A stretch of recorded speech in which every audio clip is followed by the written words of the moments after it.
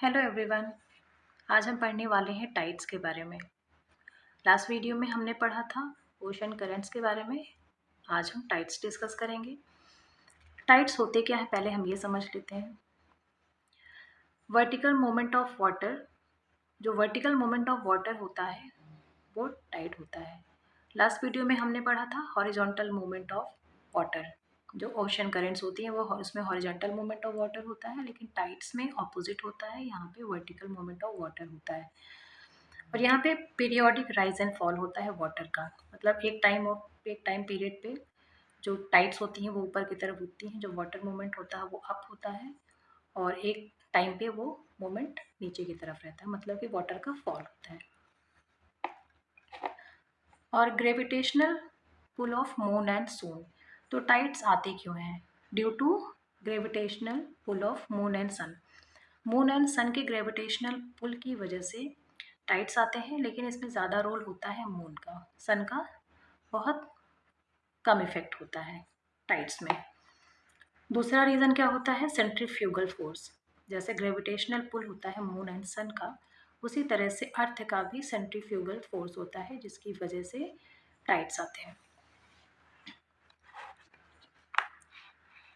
अब इनको इस स्ट्रक्चर से हम समझ लेते हैं। ये अर्थ हो गया, ये मून हो गया।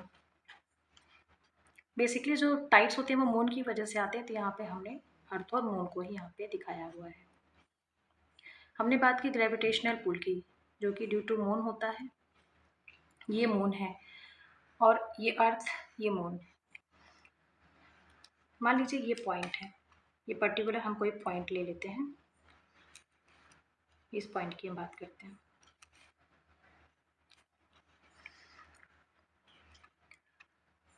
ये पॉइंट मून की तरफ फेस कर रहा है, तो जो हिस्सा अर्थ का जो पॉइंट मून की तरफ होगा वहाँ पे ग्रेविटेशनल पुल होगा। तो ड्यू टू ग्रेविटेशनल पुल ये जो ओशन वाटर होता है ये इस तरह से एक राइज लेता है। वाटर का जो राइज होता है वो इस तरह से फॉर्म हो जाता है, जिसे कहते हैं हाई टाइड।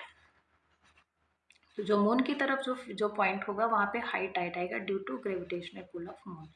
लेकिन जो उसके बगल का ये वाला हिस्सा होगा जहाँ पे मून नहीं है, मून यहाँ पे सामने नहीं है, यहाँ पे लो टाइड होगा, क्योंकि यहाँ पे मून का ग्रेविटेशनल पुल नहीं लग रहा है।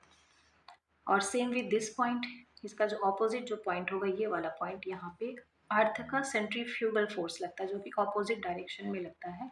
तो due to centrifugal force of earth ये वाला टाइड भी ये हाई होता है। तो इस तरह से अगर देखा जाए कि 24 आवर्स में, जो कि 1 लूनार डे होता है, तो एक 24 आवर में 2 हाई टाइड्स होती हैं और 2 लो टाइड्स होती हैं।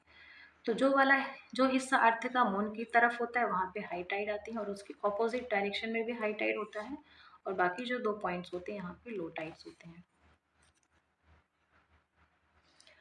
अब हमने देखा कि 1 लूनार डे में 24 आवर्स, अप्रॉक्स 24 आवर्स का एक लूनार डे होता है, जिसमें कि 2 हाई टाइड्स होती हैं और 2 लो टाइड्स होती हैं। अब इनकी फ्रीक्वेंसी के बारे में डिस्कस कर लेते हैं। तो फ्रीक्वेंसी के बेस पे कितने टाइप के होते हैं टाइड्स? सेमी डाई यूरनल होते हैं। इसमें 2+2, मतलब 2 हाई टाइड्स प्लस 2 लो टाइड्स, लेकिन इनकी जो फ्रीक्वेंसी होती है वो अप्रॉक्स इक्वल होती है। डायurnal में होता है 1+1, मतलब 1 हाई टाइड और 1 लो टाइड, और इनकी भी फ्रीक्वेंसी अप्रॉक्स बराबर, मतलब ये देखने में लो और हाई टाइड एक जैसे ही होते हैं, ज़्यादा डिफरेंस नहीं होता इनकी हाइट में। और मिक्स्ड होते हैं। थर्ड टाइप होता है मिक्स्ड, जो कि नॉर्थ अमेरिका के वेस्टर्न कोस्ट पे पाई जाती हैं। तो ये हुए on the basis of frequency. 3 तरह के टाइप्स होते हैं। सेमी डायurnal 2+2, डायurnal 1+1, मिक्स्ड नॉर्थ अमेरिका के वेस्टर्न कोस्ट पे ये टाइप्स पाई जाती हैं। अब यहाँ हम समझ लेते हैं स्प्रिंग टाइड्स के बारे में। तो एक स्प्रिंग टाइड होती है और एक नीप टाइड होती है। तो पहले हम पढ़ेंगे स्प्रिंग टाइड। स्प्रिंग टाइड में क्या होता है? स्प्रिंग टाइड में हम समझ लेते हैं कि जो सन, मून और अर्थ होते हैं वो इन लाइन होते हैं। अर्थ, मून और सन इन लाइन होंगे, मतलब ये एक ही स्ट्रेट लाइन पोजीशन में होते हैं। इसमें भी 2 सिचुएशन होती है। पहले हम न्यू मून डे को समझ लेते हैं। न्यू मून डे में क्या होता है, अर्थ होगा, अर्थ के बगल मून होगा, फिर सन होगा, इस तरह से जैसे कि डायग्राम में दिखाया गया है। तो इसमें क्या होता है, स्प्रिंग टाइड में जो होती हैं वो हाई टाइड्स होती हैं। अब यहाँ पे ये अर्थ है, अर्थ के बगल में मून है, तो मून का ग्रेविटेशनल पुल लगेगा प्लस सन का भी ग्रेविटेशनल पुल लगेगा। तो यहाँ पे सन और मून का दोनों का जो ग्रेविटेशनल पुल होगा वो मिल करके ज़्यादा हो जाता है, इस वजह से यहाँ पे हाई टाइड आती है। इस तरह से ओशन करंट का जो वर्टिकल मोमेंट होता है, जो राइज होता है, वो इस तरह से होता है। मतलब कि स्प्रिंग टाइड्स में हाई टाइड्स होती हैं। ये रहा, इसे कहते हैं न्यू मून डे। ये फर्स्ट सिचुएशन होगी। अब सेकंड सिचुएशन को देखते हैं। अब सेकंड सिचुएशन होता है full moon day. Full moon day में क्या होता है, अर्थ सेंटर में होता है, एक साइड मून होता है और एक साइड सन होता है। तो हमने पहले ही पढ़ा है कि टाइड्स में सन का कुछ ज़्यादा रोल नहीं होता, इससे कोई ज़्यादा इफेक्ट नहीं पड़ता। इसके लिए जो टोटली रिस्पॉन्सिबल होती हैं वो मून की ग्रेविटेशनल पुल होती हैं। अब इधर मून है, सन भी पुल करेगा लेकिन इससे कुछ ज़्यादा फर्क नहीं पड़ेगा। मून का जो ग्रेविटेशनल पुल होगा वो ज़्यादा होगा, तो इस तरह से यहाँ पे भी ये हाई टाइड को जनरेट करती हैं। फुल मून डे, तो न्यू मून डे और फुल मून डे दोनों में अर्थ, मून और सन इन लाइन पोजिशन में होते हैं, जो कि हाई टाइड को जनरेट करते हैं, हाई टाइड के लिए रिस्पॉन्सिबल होते हैं। तो स्प्रिंग टाइड्स जो होती हैं वो हाई टाइड्स होती हैं। अब हम समझ लेते हैं नीप टाइड्स को। नीप टाइड्स जो होती हैं वो लो टाइड्स होती हैं और इस स्प्रिंग टाइड का ऑपोजिट। अब यहाँ पे हम इनकी सिचुएशन देखते हैं। ये अर्थ है और इधर सन है, और किसी भी एक तरफ हम मून को समझ लेते हैं। मान लीजिए मून इस साइड में है। अब यहाँ पे क्या है कि ये इन लाइन नहीं है, इन लाइन पोजिशन में नहीं है। अब मान लीजिए कि यहाँ पे मून का जो ग्रेविटेशनल पुल लग रहा है वो इस तरह से है। जो एक्चुअल ग्रेविटेशनल मून का पुल होगा वो इस तरह से होगा, लेकिन कुछ ना कुछ तो ग्रेविटेशनल पुल सन का भी है, जो कि वो अपनी तरफ वाटर को खींचने की कोशिश करेगा, पुल करने की कोशिश करेगा।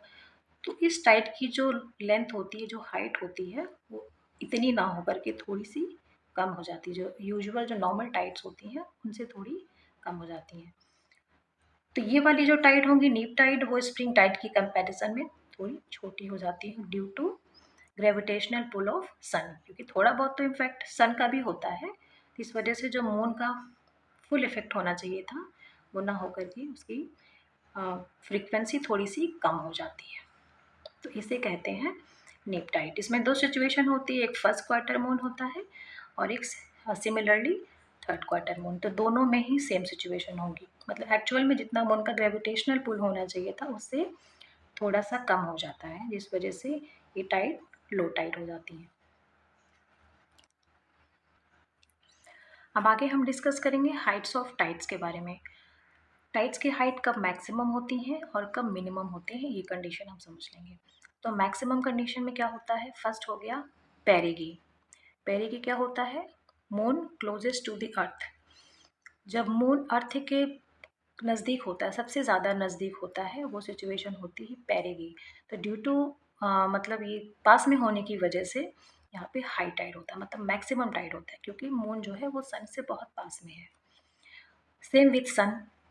और अर्थ जब सन से बहुत सबसे ज़्यादा क्लोजेस्ट होती है, क्योंकि सन का भी ग्रेविटेशनल पुल होता है, तो इस वजह से पेरीहीलियन में भी मैक्सिमम टाइड के चांसेस होते हैं। और ये सिचुएशन कब होती है, जब अर्थ सन से सबसे ज़्यादा क्लोजेस्ट होता है, वो होता है 3 जनवरी को। तो इस दिन भी हाई टाइड होती है, मैक्सिमम टाइड होती है, इसको कहते हैं पेरीहीलियन। मतलब ड्यू टू मून जो मैक्सिमम टाइड होता है उसको पेरिगी कहते हैं, और ड्यू टू सन जो मैक्सिमम टाइड होता है उसको कहते हैं पेरीहीलियन। अब मिनिमम सिचुएशन समझ लेते हैं। मिनिमम में होता है कि अपोलॉजी, अब अपोजी, पहले हम अपोजी पढ़ेंगे। अपोजी में होता है जब अर्थ मून से सबसे ज़्यादा डिस्टेंस पे होता है, तो उस टाइम पे क्या होगा कि सन जो ग्रेविटेशनल पुल होता है मून का सन के मून का अर्थ के ऊपर, वो मिनिमम होगा। तो ऑब्वियस सी बात है, जब ग्रेविटेशनल पुल कम होगा तो वहाँ पे लो टाइड होगी, मतलब मिनिमम टाइड के चांसेस होते हैं। Same with एपिहीलियन। एपिहीलियन में क्या होता है, जब अर्थ सन से सबसे ज़्यादा डिस्टेंस पे होता है, फार अवे फ्रॉम सन, तो वहाँ पे भी सन का भी ग्रेविटेशनल पुल बहुत कम होगा क्योंकि इनके बीच में डिस्टेंस ज़्यादा है। और ये सिचुएशन अगर होती है 4 जुलाई को। 3 जुलाई को होता है पेरीहेलियन एंड 4 जुलाई को होता है एफहेलियन। इसमें मैक्सिमम हाइट ऑफ टाइड्स होती है और यहाँ पे मिनिमम हाइट ऑफ टाइड्स होती है। और ये क्वेश्चंस, ये पॉइंट्स एग्ज़ाम में पूछे जाते हैं, पेरिगी, पेरीहेलियन, अपोजी और एफहेलियन। ये सिचुएशंस कब कब अकर करती हैं, ये एग्ज़ाम में पूछे जाते हैं। एग्ज़ाम के पॉइंट ऑफ व्यू से ये ओवरऑल जो टॉपिक है टाइड्स का, ये बहुत ही इंपॉर्टेंट है। तो आई होप कि आपको ये वीडियो पसंद आया होगा। मिलते हैं नेक्स्ट वीडियो में। Thank you so much for watching.